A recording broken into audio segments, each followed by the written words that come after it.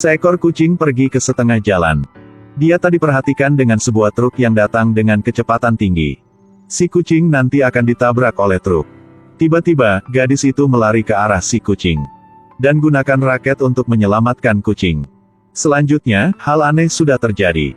Si kucing ini bisa berdiri dengan dua kaki seperti manusia.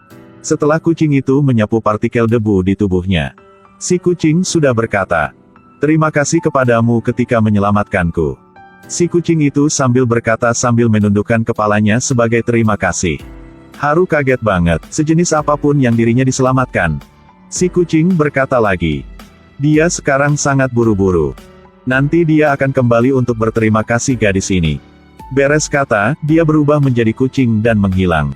Haru kembali rumah, dia merasa tak bisa percaya masalah itu. Dia kurang tahu, nanti hal-hal yang tidak dapat dipercaya akan terus datang. Pada malam, di jalan muncul sekelompok kucing pergi dengan dua kaki. Mereka sambil berjalan sambil berjincit.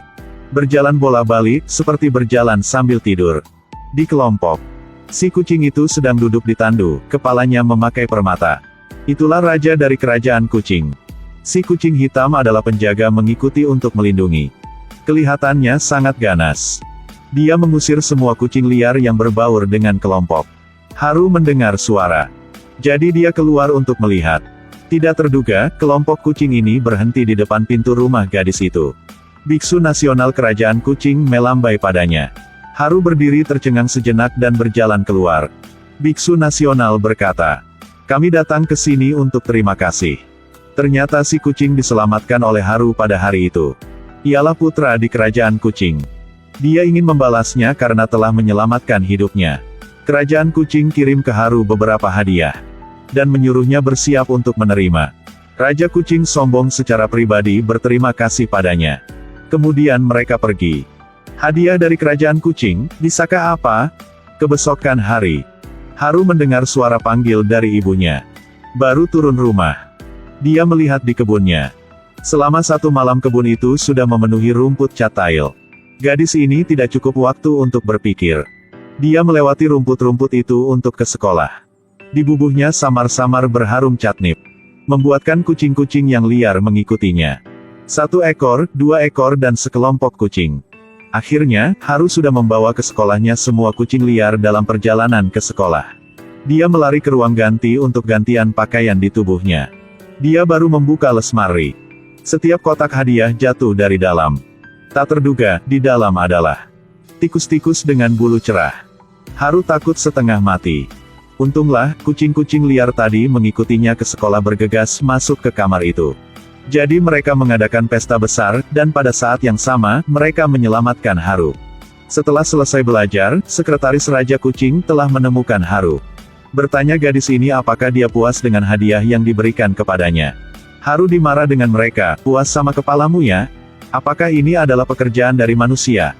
Baik, mereka bukan manusia ya? Sekretaris kucing berkata jangan terburu-buru, jangan terburu-buru. Kami juga memiliki satu hadiah terakhir untukmu. Ialah mengantarmu ke kerajaan kucing untuk menjadi istri putra. Tempat ini seperti surga.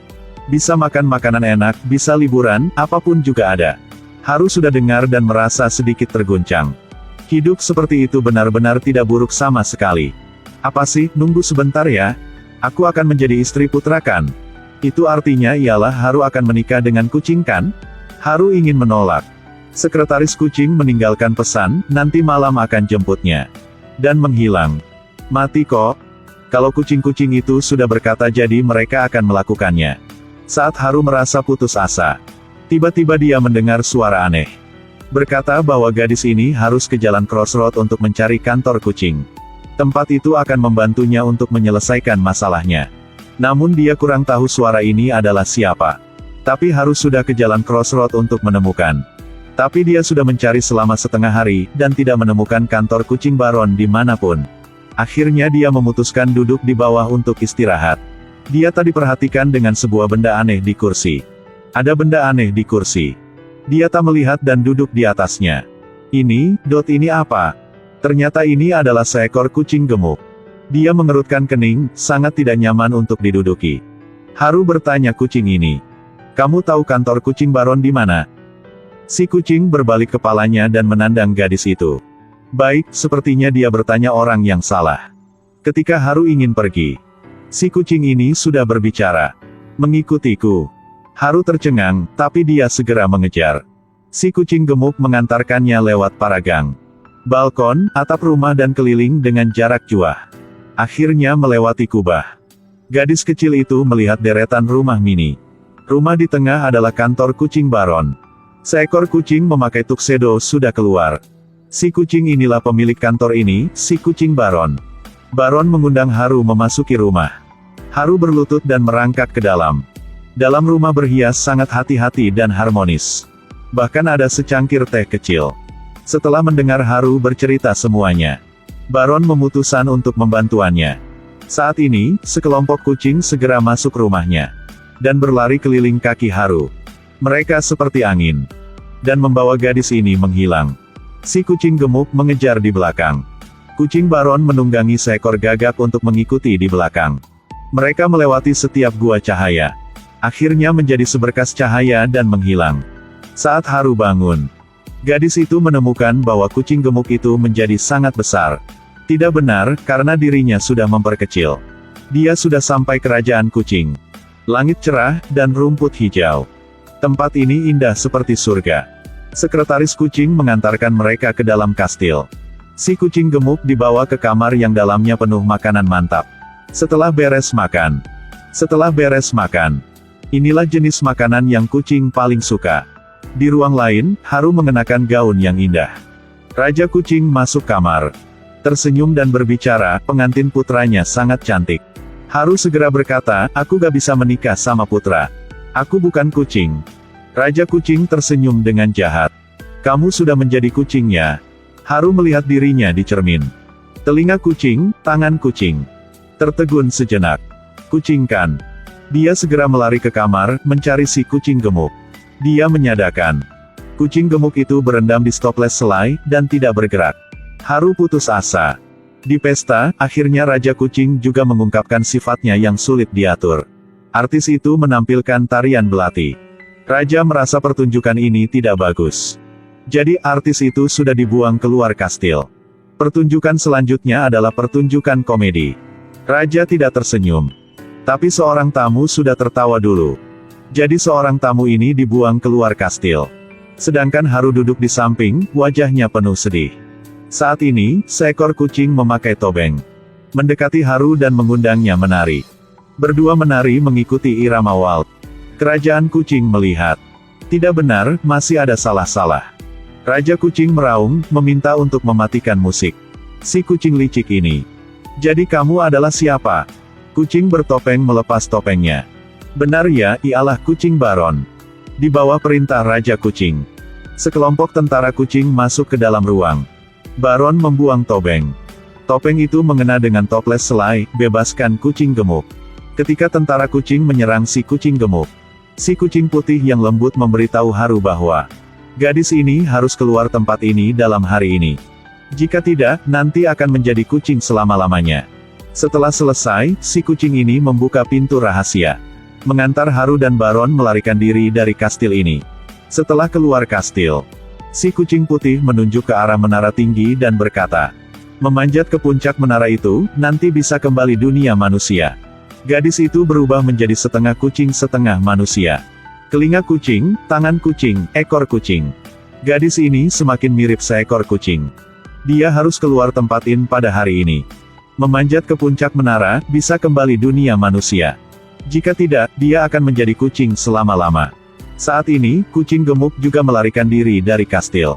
Dan mengejar sampai. Mereka mulai pergi ke arah menara. Tapi sudah tersesat di labirin.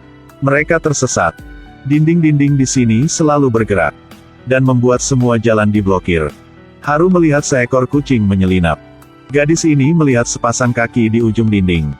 Ternyata kucing-kucing itu membawa dinding di punggung mereka dan berlari bola-balik. Si kucing Baron menendang dinding satu kali. Sejalan lurus ke menara muncul di depan mereka. Mereka sudah melewati labirin.